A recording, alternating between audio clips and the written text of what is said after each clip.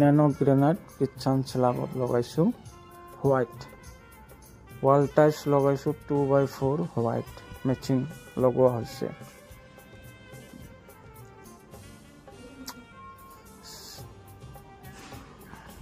চাওক কিমান ধুনীয়া লাগছে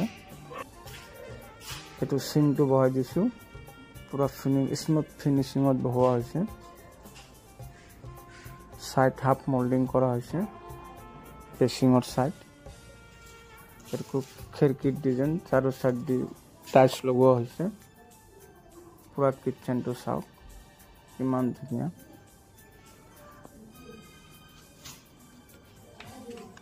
এটো চাওক মোল্ডিং 5 mm মোল্ডিং কৰিছো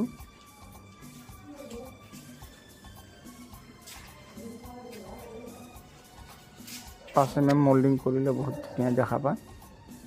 ভাল লাগে কিচেনটো ডাবল পেস্টিং কৰি চাই লওক কিমান ধুনীয়া ফিনিশিং এটা হৈছে পুৰা কিচেনটো এতিয়া চাওক এবাৰ